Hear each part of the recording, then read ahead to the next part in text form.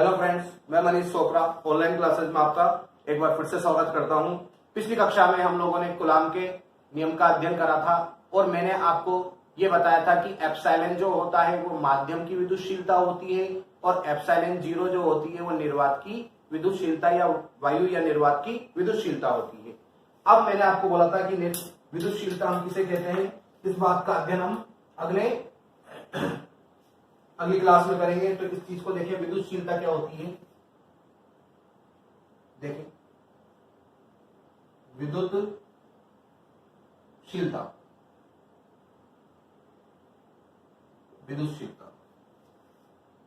तो विद्युतशीलता क्या होती है, मैंने आपको एक फॉर्मूला पढ़ाया था कूलाम के नियम में। F बराबर होता है K Q1 Q2 upon R square. मैंने बोला था अगर K का मान, अगर माध्यम अलग अलग होगा तो K का मान भी अलग अलग होगा। अगर K का मान अलग अलग होगा, जैसे मैंने दो आवेश ले लिए 2 माइक्रोकूलाम के, एक आवेश Q1 का मान 2 माइक्रोकूलाम ले लिया, ऐसे Q2 आवेश का मान मैंने 2 माइक्रोकूलाम ले लिया, R मैंने बोल दिया 1 सेंटीमीटर है। अब मैं इनके बीच में बल निकालना चाहूं तो बल हमेशा किसके मान पर निर्भर करेगा, K के मान पर निर्भर करेगा। अगर K का मान परिवर्तित होगा, K का मान परिवर्तित होगा तो बल का मान भी क्या होता जाएगा, परिवर्तित होता जाएगा। तो अलग अलग माध्यम के लिए K का मान अलग अलग होगा तो लगने वाला बल भी क्या होगा, परिवर्तित होगा। तो माध्यम अलग अलग हुआ तो विद्युत बल परिवर्तित हुआ, विद्युत बल परिवर्तित हुआ तो विद्युत क्षेत्र के मान में परिवर्तन आया। तो विद्युतशीलता क्या कहलाती है, कोई भी माध्यम विद्युत क्षेत्र के प्रति किस प्रकार व्यवहार करेगा, माध्यम का विद्युत क्षेत्र के प्रति व्यवहार ही क्या कहलाती है, उसकी विद्युतशीलता कहलाती है। और वायु या निर्वात की विद्युतशीलता को हम एप्सिलॉन जीरो से व्यक्त करते हैं और माध्यम की विद्युतशीलता को हम एप्सिलॉन से व्यक्त करते हैं। समझे अब आगे।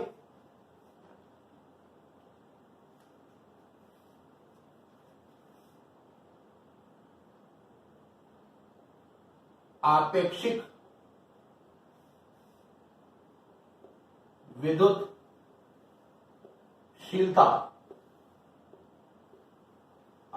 विद्युतशीलता या माध्यम का परावैद्युतांक। आपेक्षिक विद्युतशीलता या माध्यम का परावैद्युतांक। अब क्या होती है आपेक्षिक विद्युतशीलता या माध्यम का परावैद्युतांक, समझे। यह है आपकी माध्यम की विद्युतशीलता, यह है एप्सिलॉन जीरो वायु या निर्वात की विद्युतशीलता। तो माध्यम की विद्युतशीलता और निर्वात की विद्युतशीलता का जो अनुपात होता है, माध्यम की विद्युतशीलता तथा निर्वात की विद्युतशीलता का जो अनुपात होता है उसे हम आपेक्षिक विद्युतशीलता कहते हैं। और आपेक्षिक विद्युतशीलता को हम एप्सिलॉन R से व्यक्त करते हैं या K से व्यक्त करते हैं। अब एप्सिलॉन का मात्रक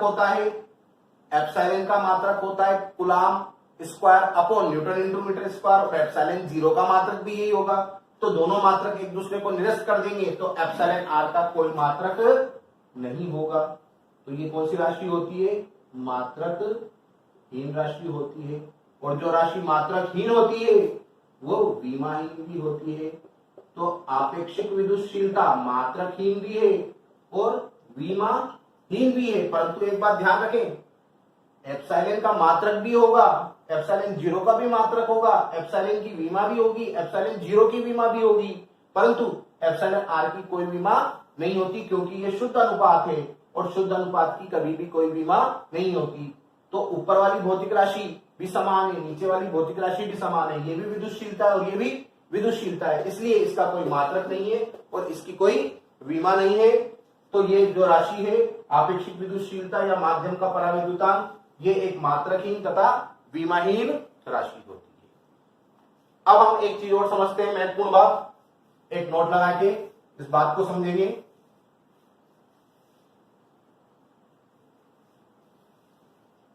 देखिए, मान लिया कि जो आवेश है समझना क्या है आपको, ये समझे पहले तो। मान लिया कि ये दो आवेश हैं Q1 व Q2 और R दूरी पर रखे हुए हैं। कितनी दूरी पर? R दूरी पर। अब मैं इनके मध्य बल निकालूं, किसकी उपस्थिति में? वायु या निर्वात की उपस्थिति में। निकाल लिया बल। अब मैंने बोला कि भाई मैं इन दोनों आवेशों को इतनी ही दूरी पर एक माध्यम में रख दिया और माध्यम की उपस्थिति में बल निकाला। तो मुझे ये देखना है कि माध्यम की उपस्थिति में जो बल होता है और वायु या निर्वात की उपस्थिति में जो बल होता है, उस बल में कौन सा बल ज्यादा निकलेगा? वायु या निर्वात की उपस्थिति में बल ज्यादा निकलेगा या माध्यम की उपस्थिति में बल ज्यादा निकलेगा? तो उससे एक फॉर्मूला भी निकल के आ जाएगा, जिससे आपको क्या होगा कि सीधा सीधा इस फॉर्मूले का उपयोग करके आप माध्यम की उपस्थिति में बल भी निकाल सकते हैं। एक क्वेश्चन भी कराऊंगा मैं इसके लिए, जब फॉर्मूला निकालूंगा मैं तो उस पर आधारित मैं आपको एक प्रश्न भी करवाऊंगा अगली क्लास में। देखें, नोट लगाते हैं।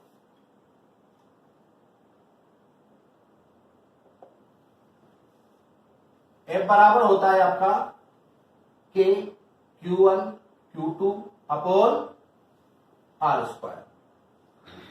अब मुझे अगर निर्वात के लिए लिखना है, वायु या निर्वात एक ही बात है भाई, कोई दिक्कत नहीं है।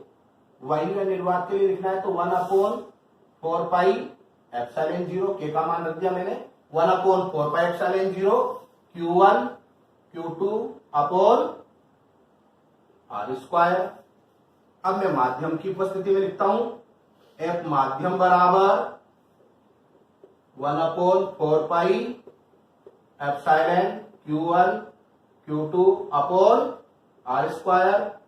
चूंकि अभी अभी हमने पढ़ा है एप्सिलॉन R जो होता है वो एप्सिलॉन अपॉन एप्सिलॉन 0 के बराबर होता है, इसलिए एप्सिलॉन बराबर हो जाएगा आपका एप्सिलॉन R एप्सिलॉन 0।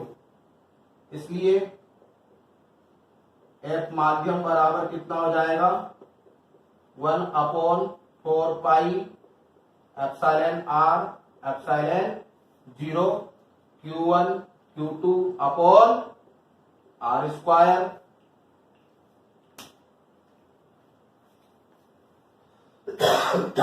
आगे देखें, F माध्यम बराबर हो जाएगा 1 upon epsilon R into 1 upon 4 pi epsilon 0 Q1 Q2 upon R square. तो F माध्यम बराबर 1 अपॉन एप्सिलॉन R, और ये मान जो है वो आपको दिख रहा होगा F निर्वात का है, तो यहां कितना लिख देंगे? F निर्वात। तो आपका माध्यम और निर्वात की उपस्थिति में बल में एक संबंध आ गया कि माध्यम की उपस्थिति में जो बल लगेगा वो निर्वात की उपस्थिति में लगने वाले बल का 1 अपॉन एप्सिलॉन R गुना होगा। मतलब एप्सिलॉन R का मान का अपन भाग लगाएंगे निर्वात के बल में, तो माध्यम का बल हमेशा क्या हो जाएगा? कम हो जाएगा। इसका मतलब अगर दो आवेश वायु या निर्वात की उपस्थिति में रखे हुए हैं और उन दोनों आवेशों को अपन ने निर्वात की उपस्थिति से हटाकर किसी माध्यम में रख दिया, तो माध्यम की उपस्थिति में जो बल लगेगा वो निर्वात की उपस्थिति में लगने वाले बल का 1 अपॉन एप्सिलॉन R गुना हो जाएगा।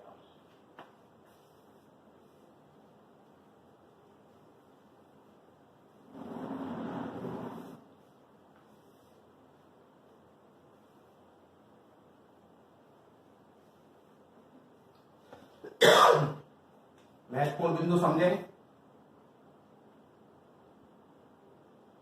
महत्वपूर्ण बिंदु।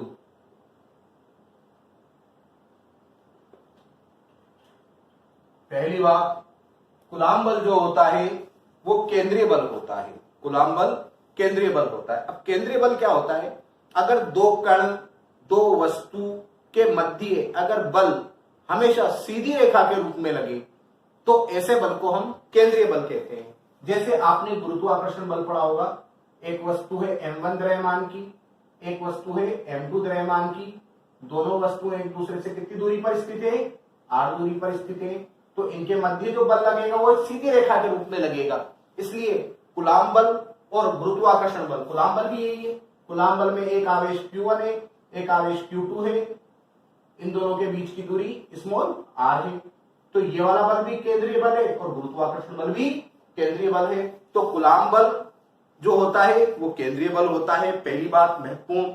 दूसरी बात, आपने ये देखा कि गुरुत्वाकर्षण बल 11वीं क्लास में आपने देखा था, गुरुत्वाकर्षण बल का फॉर्मूला होता है F बराबर G m1 m2 upon r square, और F बराबर अभी आपने देखा कूलाम का नियम होता है K Q1 Q2 upon r square. तो गुरुत्वाकर्षण बल तो वस्तुओं के द्रव्यमान पर निर्भर कर रहा है, जबकि कूलाम बल जो है वो वस्तुओं के आवेश पर निर्भर कर रहा है। तो गुरुत्वाकर्षण बल वस्तुओं के द्रव्यमान पर निर्भर करता है, जबकि कूलाम बल या वैद्युत बल दोनों वस्तुओं के आवेश पर निर्भर करता है। दूसरी बात, अगर हम दो वस्तुओं के मध्य गुरुत्वाकर्षण बल निकालें और हम दो वस्तुओं के मध्य कूलाम बल निकालें, तो हमेशा कूलाम बल जो होता है वो गुरुत्वाकर्षण बल के मान से ज्यादा प्राप्त होता है। एक न्यूमेरिकल में अपन इस चीज को भी देखेंगे कि दो वस्तुएं लेंगे, दो प्रोटॉन लेंगे, दो प्रोटोनों के मध्य अपन गुरुत्वाकर्षण बल निकालेंगे, दो प्रोटोनों के मध्य अपन स्थिर विद्युत बल निकालेंगे, और आपको पता पड़ेगा कि स्थिर विद्युत बल का मान गुरुत्वाकर्षण बल के मान से ज्यादा प्राप्त होता है। तो पहली बात, कूलाम बल केंद्रीय बल होता है। दूसरी बात, कूलाम बल जो होता है वो वस्तुओं के आवेश पर निर्भर करता है, जबकि गुरुत्वाकर्षण बल वस्तुओं के द्रव्यमान पर निर्भर करता है, और कूलाम बल जो होता है वो गुरुत्वाकर्षण बल के मान से ज्यादा होता है। तीसरी बात, आपको पता है, एक मिनट, तीसरी बात जो होती है, अगली पॉइंट अपना, कि कूलाम बल जो होता है वो 10⁻⁻15 मीटर से कम दूरी पर कार्य नहीं करता, सक्रिय नहीं होता। 10⁻15 मीटर से कम दूरी पर सक्रिय नहीं होता।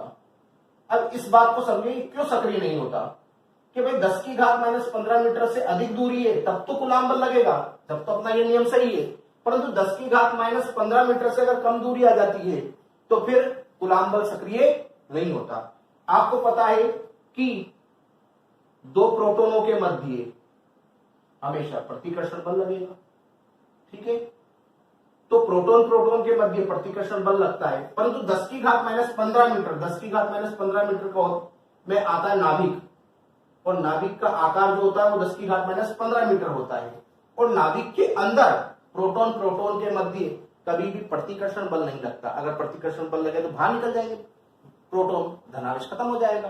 तो नाभिक, जबकि नाभिक तो स्थायी होता है, तो नाभिक के अंदर प्रोटोन प्रोटोन के मध्य जो है वो आकर्षण बल लगता है, प्रतिकर्षण बल नहीं लगता, क्योंकि नाभिक की बल जो होता है वो आवेश स्वतंत्र होता है, वो आवेश पर निर्भर नहीं करता। तो ये बल जो है कूलाम बल, वो 10⁻15 मीटर से अधिक दूरी के लिए तो कार्य करेगा, परंतु 10⁻15 मीटर से कम दूरी के लिए कार्य नहीं करेगा, क्योंकि 10⁻15 मीटर की दूरी में जो बल लगता है वो नाभिकीय बल लगता है, और नाभिकीय बल ये कहता है कि प्रोटोन प्रोटोन के मध्य प्रबल आकर्षण बल लगता है, क्योंकि नाभिकीय बल आवेश स्वतंत्र होते हैं, वो आवेश पर निर्भर नहीं करते। लास्ट पॉइंट देखेंगे हम,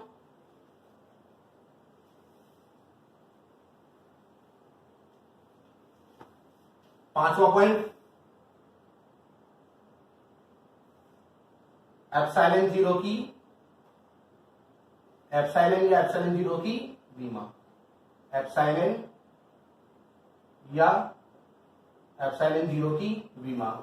ध्यान रखें, 12वीं क्लास के अंदर अगर आपको कोई विमा बनानी है तो कुछ विमा आपको डायरेक्ट याद होनी चाहिए, जिससे समय आपका खर्च ना हो। बल की विमा होती है M1 L1 T-2, कार्य की विमा होती है आपकी M1 L2 T-2, और आवेश की विमा होती है आपकी A1 T1। ये तीन बीमा अगर आपको डायरेक्ट याद रहेगी तो आपका बीमा निकालने में ज्यादा समय खर्च नहीं होगा। तो आपको निकालनी है एप्सिलॉन या एप्सिलॉन जीरो की बीमा। देखें, एफ बराबर होता है 1/4 pi epsilon zero Q1 Q2 upon R square. आपको बीमा निकालनी है एप्सिलॉन जीरो की, तो एप्सिलॉन जीरो को इधर ले आएंगे, 1/4 पाई F Q1 Q2 upon R square. Epsilon zero की बीमा निकालनी है, 1 की कोई बीमा नहीं होती, शुद्ध संख्या की कोई बीमा नहीं होती, 4 शुद्ध संख्या की कोई बीमा नहीं होगी। पाई शुद्ध संख्या है, कोई विमा नहीं होगी। बल की विमा m1 L1 t minus 2। Q1 है आवेश की विमा A1 T1। Q2 है आवेश की विमा A1 T1 अपॉन R है दूरी की विमा होती है L1 स्क्वायर है, इसलिए L2 इसको आप सोल्व कर लें, आपकी विमा आ जाएगी। M को ऊपर लाएंगे -1, L1 L3 हो जाएगा, ऊपर लाएंगे L माइनस 3, T1 T2 और इस T माइनस 2 को ऊपर लाएंगे तो T4 A1 A2। ये आपकी एप्सिलॉन 0 की विमा होगी। ठीक है भाई, तो इस जगह आपने कूलाम से संबंधित कुछ महत्वपूर्ण पॉइंटों को देखा। विद्युतशीलता संधि, आपेक्षिक विद्युतशीलता संधि। इसके पश्चात हम कूलाम के नियम का सदिश रूप पढ़ेंगे, जो अगले क्लास में पूर्ण होगा। धन्यवाद।